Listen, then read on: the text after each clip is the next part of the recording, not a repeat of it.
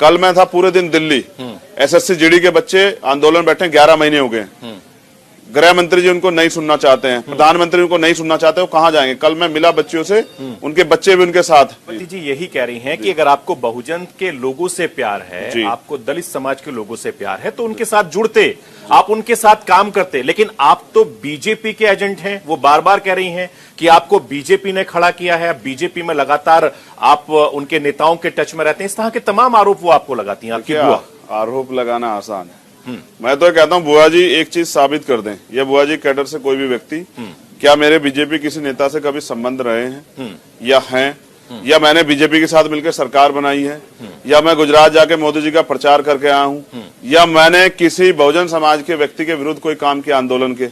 मैं फिर कह रहा हूँ, एक गरीब का बेटा सियासत में आया है बदलाव के लिए, तो लोगों को तकलीफ हो रही है। वहीं अगर मैं किसी मुख्यमंत्री का, केंद्रीय मंत्री का, राज्यपाल का या किसी विधायक एमपी का बेटा होता, शायद मैं राजनीति में आता, मुझे लोग स्वीकार कर लेते। लेकिन जब गरीब अपनी हक की लड़ाई लड़ने के लिए आता है तो लोगों को तकलीफ होती है। आज हम कर क्या रहे हैं? हमने हजारों नए नेताओं का निर्माण किया जो बीएसपी नहीं कर पाई। उन हजारों नेताओं की वजह से आज लाखों लोगों को न्याय मिल रहा है। पूरे देश में जब कहीं अन्य अत्याचार होता है तो पुलिस से पहले लोग भीम आर्मी को याद करते हैं। ये विश्वास कहां से मजबूत हुआ? ये भीम आर्मी के संघर्ष से मजबूत हुआ। कल मैं नेता उत्तर प्रदेश चुनाव की तैयारी कर रहे हैं भाई। कल मैं था पूरे दिन दिल्ली। एसएससी जीडी के बच्चे आंदोलन बैठे 11 महीने हो गए। गृह मंत्री जी उनको नहीं सुनना चाहते हैं, प्रधानमंत्री उनको नहीं सुनना चाहते, वो कहाँ जाएंगे? कल मैं मिला बच्चियों से, उनके बच्चे भी उनके साथ। कल मैं पूरे दिन उनके आंदोलन में था। मैं चाहता था उनकी मांग सुनी जाए, अभी तक चर्चा नहीं हुई। तो ये इस देश में युवाओं के हालात है। अब युवाओं की लड़ाई कौन लड़ेगा? ये हमने ठाना है कि युवाओं को उसका हक दिलाना है और युवाओं को बताना है कि इस देश का 60% युवा कमजोर नहीं है। यानी जो मायावती जी नहीं कर पाई जी समाज के लिए, हालांकि उन्होंने बहुत काम किया, कई बार मुख्यमंत्री रही, लेकिन जो यूथ को आप जोड़ने में कामयाब रहे हैं, उसके पीछे आंदोलन है, उसके पीछे लगातार आपके प्रोटेस्ट हैं। मैं देखता हूं जहां जहां भी जब हमें खबरें आती हैं कि कहीं पर किसी भी दलित समाज की बच्ची के साथ कुछ होता है, वहां पहुंच जाते हैं। मुझे हाथरस भी याद है, मुझे सुल्तानपुर से लेकर जो दूसरे राज्य हैं, जो आप जहां जाते हैं, जब ऐसे मामले होते हैं आप वहीं क्यों जाते हैं? जब देश की दूसरी बेटियों के साथ जुल्म ज्यादती होती है, ये आपके ऊपर आरोप है, आप वहां क्यों नहीं जाते?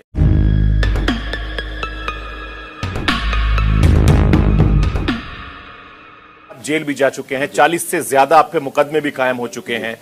जो ये सड़क की लड़ाई है, क्या आपको लगता है कि ये लड़ाई आपको विधानसभा और संसद तक ले जाएगी?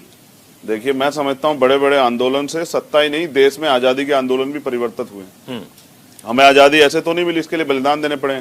आज हम लोग संघर्ष करके समाज को तैयार कर रहे हैं।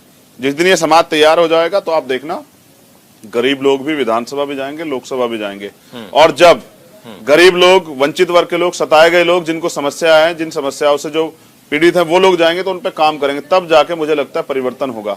अब तो नेताओं के पार्टी के झंडे बदलते हैं, नेता नहीं बदलते, वही आदमी लड़ेगा। तो नए आदमी कहाँ जाएंगे भाई? नई नियुक्तियां नहीं होंगी तो कैसे चलेगा? लेकिन एक बड़ा दुख है मुझे, और आपके चैनल के माध्यम से कहना पड़ेगा, अगर एक विधायक जी की सीट है, वो किसी कारण रिक्त हो जाए तो 6 महीने में वहां चुनाव होगा ही होगा। क्या मैं सही कह रहा हूँ? लेकिन अगर एक नियुक्ति, किसी दफ्तर से एक व्यक्ति रिटायर हो गया या वो नहीं रहा है, तो वो बैकलॉग इतना बड़े पैमाने पे है, उसको क्यों नहीं भरा जा रहा है? क्या उससे आम जनता को प्रभावित नहीं होगी? उसका काम कौन करेगा? तो नौजवान जो पढ़ लिख के, पीएचडी करके, एमबीए करके, एमसीए करके सड़कों पे परेशान है, सुसाइड कर रहा है, उसके सपने कुचले जा रहे हैं, देश की रीढ़ है नौजवान, इसको कैसे हम लोग जो है ना मजबूर कर सकते हैं मरने के लिए? तो रोजगार इस देश में मुद्दा क्यों नहीं बना? नेता इस पे क्यों नहीं बात करना चाहते हैं? महंगाई पे क्यों नहीं बात करना चाहते हैं? आप और मैं अफोर्ड कर लेंगे, क्या एक गरीब व्यक्ति 500 रुपए का जो है पर्चा अफोर्ड कर लेगा? तो क्या उसको अच्छा इलाज मिलने का अधिकार नहीं है? क्या उसके घर में एसी नहीं होना चाहिए? उसके घर में गाड़ी नहीं होनी चाहिए? क्या वो कब तक जो है ना वो सड़कों पे पैदल धूल फाकेगा? तो मैं समझता हूँ ये अधिकार सरकार के लोगों को, जो लोग राजनीति में, उनको दे देने चाहिए थे, अब तक उन्होंने नहीं दिए। क्योंकि मुझे लगता है कि आज भी वंचित वर्ग के लोग, एससी एसटी ओबीसी माइनॉरिटी के लोग उनकी नजर में इंसान नहीं बने, और इनको इंसान समझना पड़ेगा।